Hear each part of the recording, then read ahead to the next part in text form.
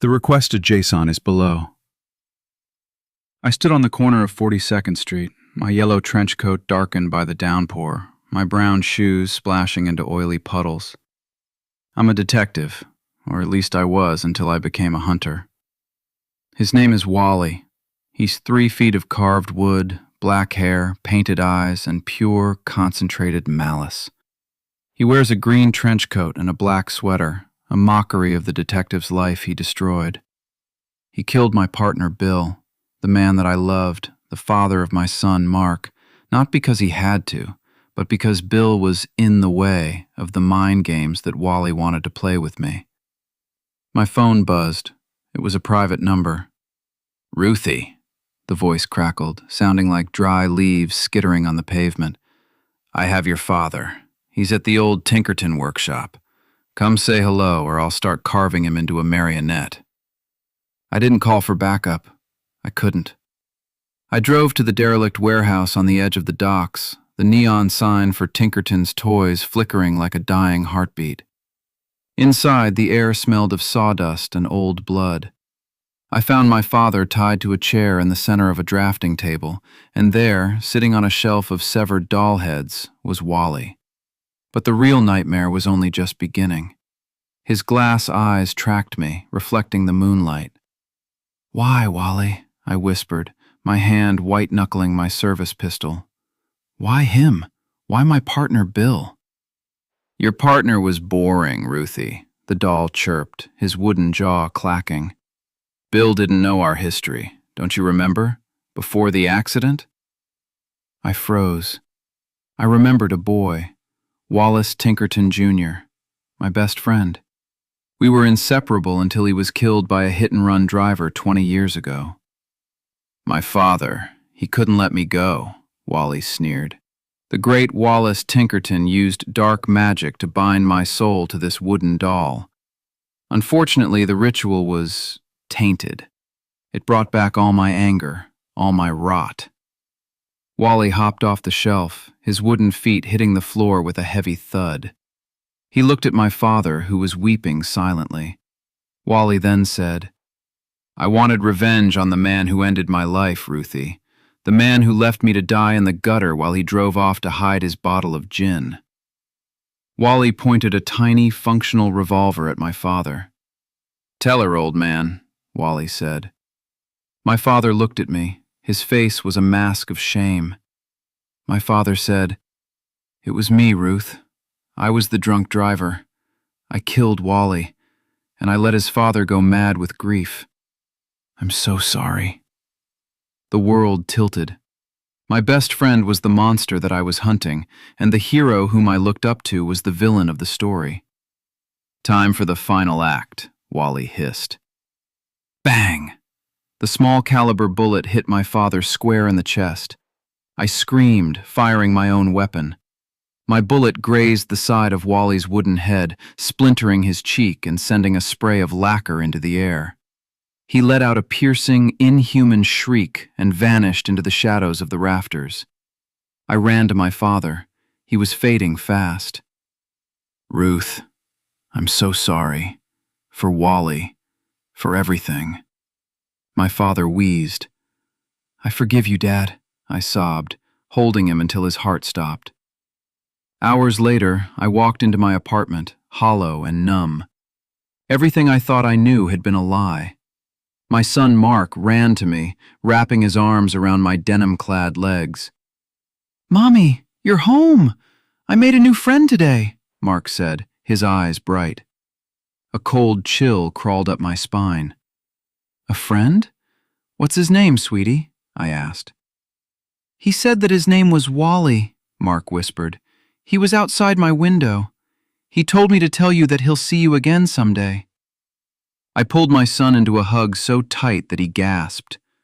I looked at the window and saw nothing but my own terrified reflection. To this day, I'm still trying to make sense of this case. I'm still looking for Wally, the doll, the ghost, my former best friend. I'm the only one who can stop him, and I won't stop hunting him so long as I have breath in my lungs. The end. Up next. In the middle of the cornfield, I found a scarecrow that wasn't stuffed with straw. For the most part, all of my loads and unloads have been smooth.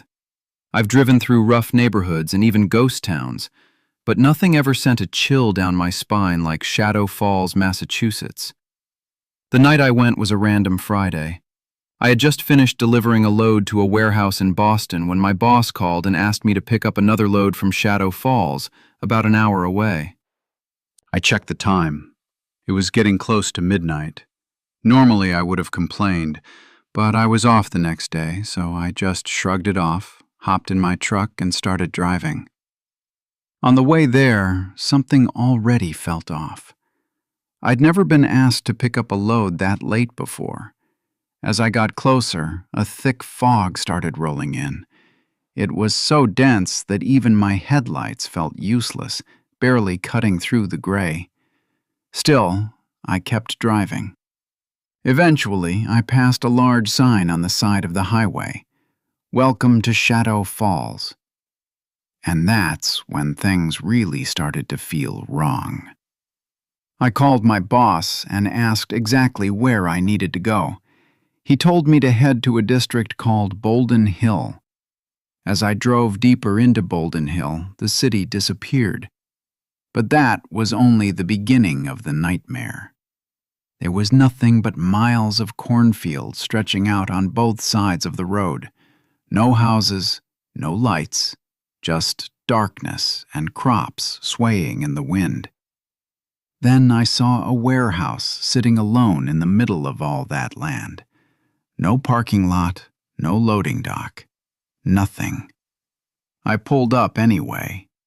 I stepped out of my truck, expecting someone to be waiting, but there was no one. The place was dead silent, so I walked over to a side door and knocked. No answer. That's when the uneasiness really set in. I was standing in the middle of nowhere, in a place I didn't know, surrounded by nothing but cornfields, and it was past midnight. I decided to call my boss and let him know no one was there, but when I walked back to my truck, the door was locked. My stomach dropped. My keys were inside. My phone was inside. I was stuck. I let out a frustrated sigh, then heard something rustle behind me. I immediately spun around, but there was nothing. "All right," I muttered to myself. "I'll just walk down the road, find a house or a barn. Someone's got to have a phone." So I started walking. 10 minutes passed, or at least it felt like 10 minutes. It could have been longer. The whole time I couldn't shake the feeling that something was following me. Every few steps I turned around. Nothing. Then, in the distance, I saw a house with the porch light on. Relief hit me instantly. I started walking faster toward it, but as I did, that same fog rolled back in, thicker than before. Within seconds, I couldn't see anything.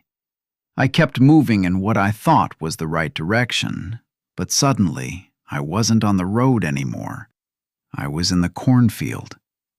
Panic set in immediately. I tried to turn around, tried to find my way back, but no matter which direction I went, it felt like I was only getting deeper. That's when I saw it. A scarecrow. But something about it wasn't right. The sack on its head didn't look like cloth. It looked like leather. Its body, stuffed with hay, looked wrong, like something was underneath it, something real or alive. I stood there, confused and scared. Then, out of the corner of my eye, I saw movement. I turned to see another scarecrow, then another, and another. I was surrounded, and the worst was yet to come. My chest tightened as they were forming a circle around me. Slowly, they started walking closer. My brain couldn't process what I was seeing. None of it made sense. And then the fear that had me frozen in place snapped. So I ran. I ran faster than I ever have in my life, pushing through the corn, not caring where I was going, just trying to get away. Behind me, I heard them, running, keeping up with me. Their footsteps, if you could even call them that, were crashing through the field. I didn't dare look back at first, but when I did, I wish I hadn't. Their mouths were hanging open. Their bodies moved wrong, and they were gaining on me. Tears streamed down my face. "This isn't real," I kept telling myself. "This can't be real." I screamed for help, then something grabbed my shoulder. I was yanked to the ground before I could even react. They were all around me, closing in, reaching for me. I shut my eyes. I knew it was over. Then, bang! The sound was deafening. I covered my ears as another shot rang out. I opened my eyes. An older man stood there with a shotgun. He reached down, grabbed my arm, and pulled me to my feet with surprising strength. I looked around and realized something that didn't make sense because we were right in front of the house, the same one I had seen earlier. I didn't question it. I just ran inside. He followed close behind, slammed the door shut, and locked it. Then he leaned his shotgun against it. He turned to me. "You the trucker supposed to pick up the load?" he asked. I nodded, still shaking. He sighed and sat down. "I was supposed to help you load up," he said. "Told your boss to delay you until morning."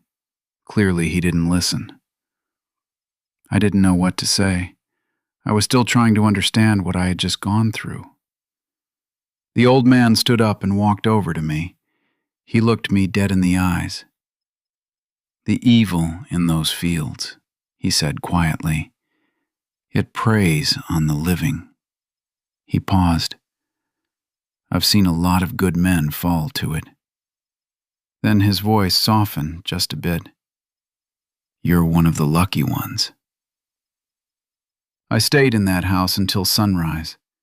When morning came, he drove me back to my truck. We managed to get the door open, loaded up the cargo, and I left without looking back. And I can promise you this: I will never return to Shadow Falls. Up next. My neighbor used to have 12 lawn gnomes, but they're all gone now, and I think they formed a cult. But my next-door neighbor, a widow in her early 70s, is. She has just about every type of lawn ornament you can think of, but if one type is her favorite, it's the gnomes. At least they were. They're gone now. All 12 of them. I don't know why, I don't know where, but I don't think it was the kids on the block or a sudden change of heart. I think they formed a cult. It's hard to say exactly when all of this started. I didn't exactly make a habit of keeping track of Mrs. Ellis's lawn ornaments. I guess there were a few standouts. One had a little rake, one pushed a wheelbarrow, and one looked like it was fighting a garden hose. But other than that, well, they were just lawn gnomes. I do remember when I started to notice, though. It was subtle at first. A slight shift of position, the wheelbarrow facing the wrong way, things like that. But then things got even weirder. But one morning, as I was taking my trash can to the curb, I saw one face down in the street. Then I noticed something that made my skin crawl. Feeling a sense of neighborly obligation, I picked it up and turned to Mrs. Ellis's lawn to spot where it had come from. That's when I noticed the gnomes were all facing the street. Wheelbarrow, rake, and garden hose stood in a perfect line a few feet from the curb. The others lined up behind them, their lifeless ceramic eyes fixed on their fallen comrade. They wore the same painted expressions as always, but they seemed more satisfied. I glanced up and down the empty street, then back at the gnome in my hands. Its paint was chipped like it had been thrown on the pavement. I let out a breath and shook my head. I began walking towards Mrs. Ellis's front door. I figured it would be best if she dealt with this. I'll admit, something about seeing a woman in her 70s mourning a ceramic lawn ornament broke my heart. I guess when your husband of 52 years passes away without any children to call your own, an army of lawn gnomes can be some kind of stand-in. Mrs. Ellis gasped when she saw what was in my hands. "Oh, Mr. Pennyhill, what have they done to you?" she cried, tearing it from my hands. "Peter, his hat! Oh dear, where is his little hat?" I hadn't noticed the hat, or lack of a hat. I glanced at the other gnomes. Each one had a pointy red hat atop their head. I shook my head slightly. I'm sorry, Mrs. Ellis. I didn't see a hat in the road, I said, but she held up a hand as if to stop me. "They're always picking on Mr. Pennyhill, Peter. It's not your fault." She turned to the gnome. "But we'll fix you up, right as rain, won't we?" "Who is? The kids? Or I can talk to their parents for you if—" I paused when I saw her eyes drift a little. "Oh, no need, Peter, but thank you. I'll just fix him up and straighten this mess out." Mrs. Ellis then turned and went inside, whispering reassuring words to the damaged gnome. Everything was spiraling, and the stakes were getting much higher. I walked back to my house, passing the gnomes as I went. Stupid prank. But things were about to get much more sinister. When I got home from work, Mrs. Ellis had rearranged her yard, all 12 gnomes back in their places. Mrs. Ellis had repainted Mr. Pennyhill, but it stood out from the rest. She had done a great job repairing the face, even adding a small painted bandage on its cheek. But as good as the repair was, it was still missing the hat. I wish that's where this whole thing ended. Maybe then I could have just chalked it up to kids messing with an old woman. But the next morning, something else had changed. The gnomes were roughly where they had been the night before, but they all faced the center of the yard. I followed their gaze and saw that someone had moved 3 of those glass spheres, gazing balls I think they're called, into an almost perfect triangular pattern. Something lay at its center. I know it was none of my business, but I had to check it out. As I got closer, I saw a pile of ceramic shards. I picked one up. It had been newly painted. A small bandage ran across it. I didn't have the heart to tell Mrs. Ellis this time. This one was beyond repair. So I scooped up the pieces and threw them away. Somehow that felt like a better option than having her find him like that. I figured when something you love disappears, you at least have hope it's still out there somewhere, hopefully in a better place. Anyway, at this point I was convinced the neighborhood kids were playing a prank. There's not much to do around here. Had it just been moving lawn gnomes around, I might not have said anything. But destroying one was a little too far. None of the parents had a clue. Most of them said their kids were too afraid of that yard to go near it. Even the Dirks boys, who'd blown up just about everything else in the neighborhood, wouldn't go near it. One of them asked me why I did. Up to that point, I hadn't thought much about it. It all seemed like a prank to me, a bad one at that. But now, I was the only one, other than Mrs. Ellis, that wasn't afraid of that yard. If it wasn't a prank, then there was nothing else that made sense. I passed the lawn on my way home and stopped for a while to look at it. I counted 11 gnomes, 3 gazing balls, one of those multicolored pinwheels, and 10 other assorted deal-of-the-day ornaments. But the gazing balls were more spread out now, still triangular, but much farther apart. The gnomes were arranged within it, all circled around the gnome with the rake. For the first time, I felt like I was interrupting something. I caught myself staring. It was time to go home. The next morning, I stepped outside to see Mrs. Ellis pacing around the lawn. She was holding her head, mumbling to herself. I walked over. As I rounded the small hedgerow that separated our lots, I saw it. The 3 gazing balls were still there, same triangle pattern as the night before. But the lawn, between the 3 glass orbs, there was nothing left, just bare earth and 11 little red pointy hats. Up next, my twin brother killed himself, and now a woman with a sewn-shut mouth speaks to me from every mirror. She doesn't have eyes, but she looks right at me. Her mouth is sewn shut, but somehow she speaks to me. Only I don't hear her with my ears. I hear her in my mind. She says, "You know why I'm here, Travis." But I'm not Travis. I'm Trevor. I tried telling her that Travis is dead, but I don't think she believed me. "Travis is not dead, yet, but you must pay for killing Trevor." Then she reaches for me. I don't know if she can reach through the mirror or not, but I don't plan on finding out. I get the freak out of there when she starts moving. I tried ignoring her, but she always spoke to me. She always told me I had to pay for killing Trevor. Me. She always reached for me.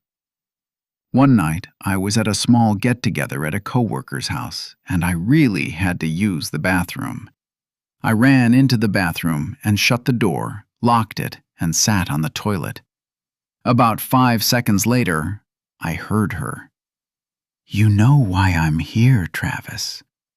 I looked up, and there was a mirror on the back of the bathroom door. The woman stared at me. But that wasn't the worst part. I started wiping as fast as I could, thinking if I could get to the door before she started reaching, maybe I'd be okay. The woman continued to stare at me. I jumped up and hoisted my pants up. The woman's sewn mouth turned up in an evil smile. "Come here," she said, extending her arms. Her arms were coming through the mirror. Then her head. I screamed as she seized my face in her leathery left hand. In her right hand, she had an old glass pill bottle. She dumped more than a dozen pills into my screaming mouth. She grabbed a fistful of my hair and yanked my head back so I was looking at the ceiling. Then she used her free hand to cover my mouth. When I fought her, she also pinched my nose. I could hear my friends yelling on the other side of the door, something about a key. Then I blacked out. I woke up 6 hours later in the hospital. They said I ingested 3 times the lethal dose of oxycodone, the same way my brother died. After I was released from intensive care, I was sent to a psychiatric hospital. They think I made the whole thing up and tried to kill myself. I spent the first 3 days trying to convince anyone who would listen that it was the woman who did this to me. I wasn't suicidal. After 3 days, I realized that talking about the woman was only making things worse. My meds increased. My sessions were more frequent. When I finally stopped talking about the woman, I was on 2 antipsychotics and an antidepressant. I spent 6 weeks in the psych hospital. After a couple weeks, they actually convinced me that I made the whole thing up, and that it was just guilt over not being there for my brother. I thought the hospital saved me, but the nightmare was just starting. I've been out of the hospital for a week now. I was just getting ready to go out with some friends. But the woman is back. When I looked in the mirror after brushing my teeth, she was standing behind me. You know why I'm here, Trevor. At least now she knows my name. I can't tell anyone she's back because they'll lock me up again. But she's going to end up killing me. I canceled my plans with my friends and threw out all the mirrors in my apartment. I'm not sure what else to do. Maybe I'm just destined to be killed by the woman. Maybe I should have myself readmitted. I just don't think the hospital is safer, and I don't want to live a life where I'm not even allowed to have a spoon. Maybe I should just end it on my own terms. For now, I'm going to sign off. I'm not sure what I'll do next, but I do know I need rest. I'll come up with a plan in the morning, if I survive that long. Up next, my father's last words before he left were, "Don't open the door for anyone." But he never mentioned what was already inside. As my family got ready to head out for a relative's wedding, I had already stood my ground with a firm, "I'm not coming." As I grew older, those endless gold pinning ceremonies, the repetitive, "When is it your turn?" questions, and traditions that felt hollow and performative had begun to suffocate me. Knowing I was someone who rarely left the house anyway, they didn't push too hard this time. My mother prepared a few snacks for me in the kitchen, and my father tucked some pocket money into my hand with a final warning. Don't open the door for anyone. As soon as they left, I sprawled out in front of the TV. The noise of a high-octane action movie on the screen was enough to dissipate the hollow feeling inside the house. Everything was fine until a sharp thud came from the kitchen. I bolted upright and ran to the kitchen. The wind, seeping through the window I had left ajar, was fluttering the curtains. On the counter, I saw a stray cat trying to gnaw through a sealed pack of salami my mother had left out. Irritated, I grabbed it by the scruff of its neck and tossed it back out through the window. "Go find another door," I muttered, slamming the window shut and returning to my movie. But that wasn't the worst part. It was nearing midnight. The action movie had ended, replaced by an unsettling horror film. Not liking the atmosphere, I flipped the channel to a news station, my perpetual safe harbor. The anchor, in a cold, detached voice, was reporting that a patient had escaped from a nearby psychiatric hospital. Although he said, "There is no cause for alarm," the footage in the background showed heavily armed teams being deployed. Right then, my phone vibrated. It was my mother. Her voice sounded strained. She said something important had come up, and they wouldn't be able to make it home tonight. She complained that no one was giving them details about why the roads were being blocked. "Lock all the doors and go to bed immediately," she urged emphatically. Though a strange unease began to settle in my chest, I simply said, "Okay." I drew the curtains tight, checked the locks, and headed for my room. I had just stepped onto the stairs when a muffled sound followed by that familiar meow came from the basement area downstairs. "That cat has really gone too far," I grumbled, heading down to the basement door. The moment I opened the door, the cat darted between my legs and vanished into the darkness. "Hey, stop!" I shouted after it, but another voice rose from the dark. "I am here." I recoiled in terror. My heart was pounding against my ribs. "Who are you?" I screamed into the darkness. "No one," the voice replied. "Are you a thief?" I snapped, my voice trembling. The voice continued in a calm, ice-cold tone. "Since I haven't taken anything and fled yet, I suppose I am not." "Get out of here, now!" I yelled. This time the voice sounded closer, almost pleading. "Can't you just let me stay here for a while? They are looking for me out there, just for a little while." In that instant, the pieces clicked together. The news report, the escaped patient, the tactical teams. I ran upstairs and grabbed my phone. I called the police. The officer on the line was strangely, almost unnervingly calm. His voice sounded completely mechanical, as if he were reading a script. He told me to make sure the person stayed there and claimed he was actually harmless. Following his instructions, despite my knees shaking, I went back downstairs. Trapped with a monster, and the police were no help at all.